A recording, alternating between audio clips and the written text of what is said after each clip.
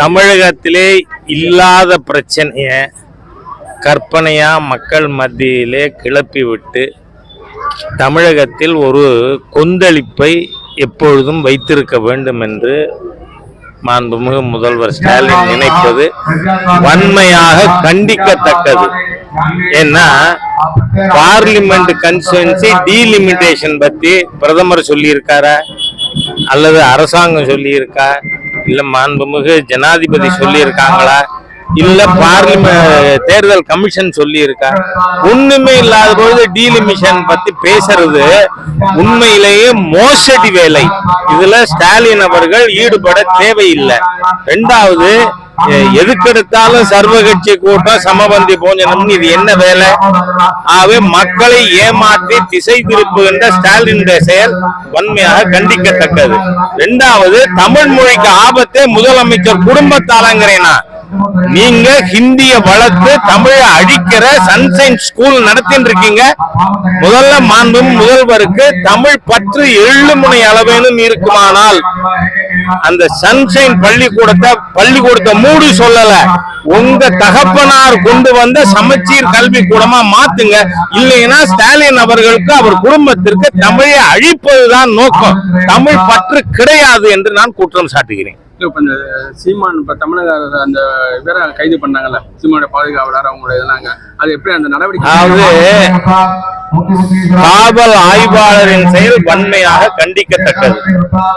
நீங்க நோட்டீஸ சர்வ் பண்றதுன்னா என்ன? வீட்டுல ஒட்டிட்டு போனாலும் முடிஞ்சு போச்சு, ஒட்டிட்டு போக வேண்டியதானே, அதுக்கப்புறம் வீட்டுக்குள்ள எதுக்கு போறீங்க? ஆகவே இந்த அரசாங்கம் ஏன்னா ஈவே ராமசாமி நாயக்கரை சரியான முறையில சீமான் அவர்கள் விமர்சித்து வர்றதுனால ஈவே ராமசாமியின் கைக்கூலிகள் இந்த மாதிரி மோசமான நடவடிக்கையில் ஈடுபட்டு கொண்டிருக்காங்க.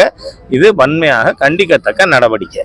இப்ப சீமான் அவர் மேல இந்த குற்றச்சாட்டு, அவர் அதாவது வந்து பெண்கள் வச்சுக்கிட்டு பெண்கள் பேசுறாரு. நான் ஒரு விஷயம் சொல்றேன், கோர்ட்டில் இருக்கிற கேஸு சட்டப்படி நீதிமன்றம் நடத்தட்டும். ஆனால் எல்லாரோட கவனத்துக்காக சொல்றேன், சமீபத்தில் உச்ச நீதிமன்றம் the consensual relationship between two adults is not a criminal ஆக்ட்னு தீர்ப்பு கொடுத்துருக்கு.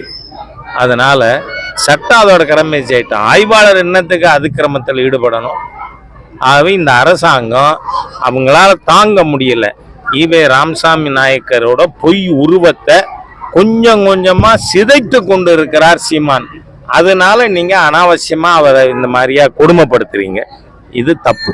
நன்றி நன்றி. நேரம் தொடர்ந்து வந்து பாத்தீங்கன்னா பாலியல் குற்றம், அதே மாதிரி ஆசிரியர்கள், பேராசிரியர்கள், இது வந்து தொடர்ச்சியா இருக்கு. இதுக்கு ஏதாவது முற்றுக்கட்டை இருக்கா? இல்ல, இதுக்கு காரணம் யாரு?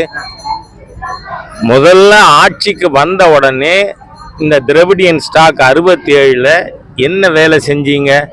எல்லா பள்ளிக்கூடத்திலையும் நீதி போதனை வகுப்பை கேன்சல் பண்ணீங்க. அறம் செய்ய விரும்புங்கிறத எடுத்தீங்க. அன்னியும் பிதாவும் முன்னறி தெய்வம்ங்கிறத எடுத்தீங்க. ஆகவே தீய சக்திகள் ஆட்சிக்கு வந்த காரணத்தால் 67லிருந்து சோஷியல் நன்னடத்தை கெட்டு போச்சு, வீணா போச்சு. திராவிடியன் ஸ்டாக்க தமிழ்நாட்டிலிருந்து அடித்து விரட்டாமல் இந்த பள்ளிக்கூடத்தில் நடக்கிற பாலியல் வன்முறையை நிறுத்த முடியாது.